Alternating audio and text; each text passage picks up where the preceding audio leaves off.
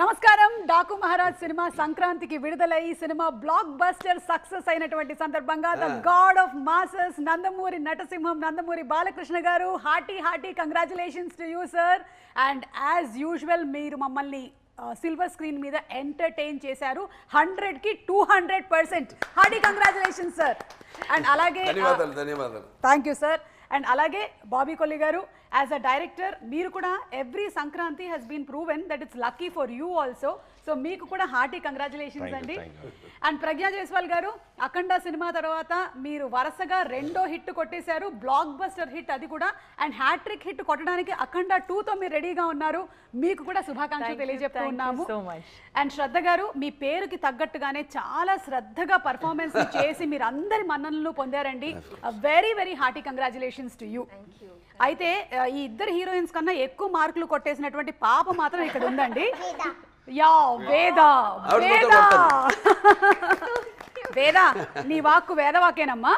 So వేద కూడా చాలా బ్రిలియంట్ పర్ఫార్మెన్స్ కనపరిచింది ఈ సినిమాలో. అండ్ వేదది ఒక డైలాగ్ కూడా ఉంది, ఆ డైలాగ్ తోనే మొదలు పెడదాం ఇవాళ. ఏమన్నారు? నీ పేరేంటి? నానాజీ. నేను జేని పట్టుకుంటే నేను రెస్పెక్ట్ ఇవ్వాలా? Super super. సంక్రాంతి అంటేనే బాలకృష్ణ గారి సినిమాలు ఆనవాయితీ. ఈ ఆనవాయితీని మరొకసారి ప్రూవ్ చేస్తూ ఈ సినిమా సక్సెస్ అయింది. బాలకృష్ణ గారు ఈ సక్సెస్ని మీరు ఎలా ఎంజాయ్ చేస్తున్నారు విత్ ద టీమ్? దీంతోనే మొదలు పెడదాము ఆర్ ఇంటర్వ్యూ. బ్రహ్మాండంగా అంటే చాలా ఆనందంగా ఉంది. వరుసగా 4వ సినిమా అఖండ అయింది, దాని తర్వాత వీరసింహారెడ్డి, తర్వాత నేలకొండ భగవంత్ కేసరి, తర్వాత ఇప్పుడు ఇది మన డాకు మహారాజ్. ఏదన్నా నాన్నగారికి గుర్తొస్తారు ఇప్పుడే పిక్చర్ సక్సెస్ అయినా నాకు. ఎందుకంటే నాకు ఇంత ధన్యమైన జన్మనిచ్చి నన్ను అందరికి గుండెల్లో ఆయన గుర్తు చేస్తూ మరి యోగ పురుషుడు, అలాగే దైవాంశ సంబుతుడు. నాకు ఎప్పుడు అంటుంటాను, నేను నా తండ్రి కాదు, నా గురువు, నా దైవం. అసలు విశ్వానికే నటన ఎలా ఉంటుందో చూపించిన కారణ జన్ముడు, విశ్వవిఖ్యాత నట సార్వభౌమ నటరత్న డాక్టర్ పద్మశ్రీ నందమూరి తారక రామారావు గారు. ఆయన ఎన్నో పాత్రలు చేశారు. సో నేను ఏ విజయం సాధించినా అది ముందు ఆయనకి అంకితం చేస్తాను. అలాగే ప్రేక్షక దేవుళ్ళు, నా అభిమానులు, ప్రేక్షక దేవులు వాళ్ళందరికీ నా విజయాలన్నింటినీ అంకితం చేస్తాను. Super sir. అండ్ అలాగే బాబీ గారు మీకు కూడా హార్టీ కంగ్రాచులేషన్స్ అండి. ఆదిత్య 369 సినిమాలో బాలకృష్ణ గారిని చూసినప్పుడు అందులో ఒక చిన్న తళుక్కుమని మెరిసింది ఆ డాకు పాత్ర. అయితే మళ్ళీ ఈ సినిమాలో ఫుల్ లెంగ్త్ రోల్లో అది కూడా ఒక డిఫరెంట్ కైండ్ ఆఫ్ టెక్స్చర్తో, ఒక డిఫరెంట్ మాడ్యులేషన్తో మాకు ప్రజెంట్ చేశారు. ఈ థాట్ డాకుని తీసుకోవాలి అనేది మీద అంటే లేకపోతే బాలకృష్ణ గారి థాట్? ఆ Daaku character inspiration idea initiate చేసింది బాలకృష్ణ గారు. యా, మేము కథ గురించి మాట్లాడుతున్నప్పుడు నాకు ఇప్పటికీ బాగా గుర్తు. ఆయన ఇంట్లో కూర్చున్నప్పుడు, బాబీ ముందుగా కథ కన్నా నా అభిమానులు నా గురించి ఏదో కొత్తగా కోరుకుంటారు, వాళ్ళకి నేనేమి ఇవ్వాలి? ఇప్పటికే 100 సినిమాలు చేసాను, ఒక్కొక్క పాత్ర మీకు అందరికీ ఎంత పేరు వచ్చిందో మీకు తెలుసు. మళ్ళీ మనం చేస్తున్నప్పుడు నాకు అదేదో ఒకటి వర్క్ చేద్దామమ్మా అని అన్ని ఫిల్మోగ్రఫీ నుంచి మాట్లాడుకున్నప్పుడు ఆదిత్య 369 గురించి, ఆ పాత్ర గురించి మాట్లాడారు. నాకు చాలా ఇష్టమైన క్యారెక్టర్ అది. ఎందుకంటే శ్రీకృష్ణదేవరాయలు అంటే అలా ఉంటారా అనిపించింది ఆ టైంలో నాకు. ఒక కింగ్ ఆ గెటప్ వేసుకొని వచ్చి ఆ టైం ల్యాబ్స్ ద్వారా, టైం మిషన్ ద్వారా ఇక్కడికి వచ్చిన ఈ హీరోని కాపాడతారు ఆయన. థియేటర్ మొత్తం క్లాప్స్ కొట్టిన మూమెంట్ అది. సో ఐడియా ఎప్పుడైతే ఇచ్చారో బాలబాబు గారు, వెంటనే మేము దాన్ని సీరియస్గా తీసుకొని దాని మీద వర్క్ చేయడం జరిగింది. అదే ఇవాళ రోజున సెకండ్ హాఫ్లో మీరు అందరూ అప్రిషియేట్ చేస్తున్న ఆ Daaku Maharaj character. Super. And Nandamuri Balakrishna గారు ఆల్రెడీ ప్రీ రిలీజ్ ఈవెంట్లో కూడా చెప్పారు, ఇది నాకు సెకండ్ ఇన్నింగ్ స్టార్ట్ అవుతుంది ఇక్కడి నుంచి, అఖండ 2 నుంచి. అండ్ ఇప్పటి వరకు నాలో ఉండేటువంటి కాన్ఫిడెన్స్ ఏంటి అంటే అది నేనే అని చెప్పారు. ఒక్కసారి ఇన్ని సినిమాలు చేస్తూ ఉన్నారు కదా బాలకృష్ణ గారు మీరు. సో మిమ్మల్ని మీరు ఎప్పుడైనా పరిశీలన చేసినప్పుడు మీకు ఏమనిపిస్తూ ఉంటుంది? What is that? ఇప్పుడు చాలామంది అడుగుతారండి, మీరు ఎవరిని ప్రేమిస్తారు అంటే, జనరల్గా ఎవరిని ఆరాధిస్తారు? ఎవరిని ఆరాధిస్తాం? దేవుడిని ఆరాధిస్తాం. తర్వాత ఎవరిని ఆరాధిస్తారంటే నా తల్లిదండ్రులు, నాకు జన్మనిచ్చిన తల్లిదండ్రులు. తల్లి నా గాయత్ర పరమంతా నమాతు పరిదేవత, నా హరే పరతాస్త్రాత, నానృతాత్ పాతకం పరం అంటాం. అలాగే పితృప్రార్థన, ఈ సగం దేహాన్ని మనకిచ్చింది. అంటే గురువుల దగ్గర నుంచి ఏదైనా అభ్యసించడానికి కానీ, తెలుసుకోవడానికి కానీ, మనల్ని మనము డిస్కవర్ చేసుకోవడానికి కానీ ఈ దేహాన్ని ఇచ్చింది తండ్రి. అంటే యస్మత్ పార్థివదేహ ప్రాతురూపతైన భక్తి గురుణ సంతులు మాంసి సహస్రం తస్మై సర్వజ్ఞ మూర్తి పిత్రే అంటాం. సో వాగ్రతావి సంపర్తో రెండు కలిపి కట్టె కొట్టి తెచ్చే వాగ్రతావి సంపర్తో వాగ్రత పతే జగతో పిత్ర వందే పార్థివ పరమేశ్వరం. సో ఆ దేవుణ్ణి ఆరాధించాక, ఆ తల్లిదండ్రులను ఆరాధించాక నేను ఎక్కువగా ప్రేమించేది అంటే నాకుగా నన్ను.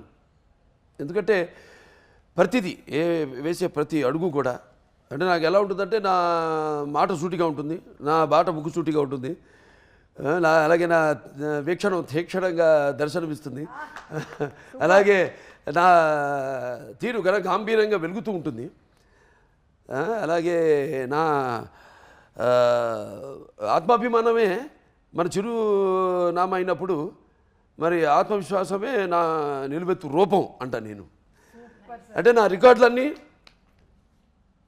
ఇప్పుడు చూసుకుంటే మొదటి నుంచి కూడా మేమంతా చాలా జెన్యున్గా ఉంటాం ఇండస్ట్రీలో, అంతే. మేము ఏదో గోరంతది కొండంత చేసే అలవాటు మాకు లేదు. ఆ సంస్కృతి సంస్కారం నా దగ్గర లేదు.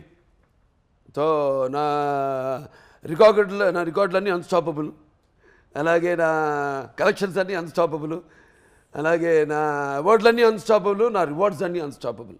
నాన్నగారికి నేను నేర్చుకుంది ఏంటంటే ఒకటి బ్రహ్మాండ డైలాగ్ మన నరసింహనాయుడులో ఉంది, కళ్ళు పూసుకుంటే కనేది కళ, కళ్ళతో అభినయించేది కళ, నిద్రపోతున్నప్పుడు కనేది కళ, నిద్రపోతున్న సమాజాన్ని మేల్కొల్పేది కళ. సో ఆయన ఇన్స్పిరేషన్ నాకు ప్రతిదీ అడుగేస్తే ఆయనే. సో అలా ఏది నిష్కల్మషంగా మనం వేట్ల గురించి ఆలోచించాం కాబట్టి మన గురించి, మన పాత్ర గురించి, మన నిర్మాత గురించి, లేకపోతే మన ఇండస్ట్రీ గురించి. అంటే ఇండస్ట్రీ చాలామంది ఆధారపడి ఉంటారు, పంపిణీదారులు అయితేనేమి, లేకపోతే ఎగ్జిబిటర్స్ అందరూ కూడా ఆధారపడి ఉంటారు. ఎంతోమంది నా అభిమానులు కూడా ఆధారపడి ఉంటారు నా సినిమాల మీద. వాడు పాప ఏం ఆశించారు నా దగ్గర నుంచి, ఇది కావాలి అది కావాలని ఏం ఆశించరు. అసలు ఏ రుణానుబంధం ఏ అనిపిస్తుంది, ఏ జన్మజన్మ అనుబంధం, ఏ రుణానుబంధమో, ఏ విడదీయలేని అనుబంధమో కదా నాకు అనిపిస్తుంటుంది. ఏదో భావస్వరాణి జన్మాంతర సహృదాణి అని అంటూ, భావస్వరాణి జన్మాంతర సహృదాణి. ఏదో పోయిన జన్మలో ఒక 10 మందితో పరిచయం ఉంటే ఈ జన్మలో ఒకటిద్దరిని మనం తిరిగి పొందగలుగుతాం ఆ వాసన. కానీ ఇన్ని వేల లక్షల కోట్ల మంది అభిమానులు పొందడం అంటే అంతకంటే ఆస్తి నేను ఇంకొకటి వేరేది లేదనుకుంటా. అంతకంటే విలువైన ఆస్తి. ఎందుకంటే వాడు కూడా అంతే ఎంతో డెడికేటెడ్ నాకు. వాళ్ళు అంటే అది వెలగట్టలేనిది. వాడు ఎప్పుడు దేనికి ఎటువంటి ప్రలోభాలకి లొంగని వారు, అలాగే ఏ డబ్బుకి అమ్ముడు పోని వాడు నా అభిమానులు. సూపర్. అందుకనే బాలకృష్ణ గారి ఎనర్జీ, బాలకృష్ణ గారి ఆరా ఇర్రీప్లేసబుల్ అంటాం మేమందరము.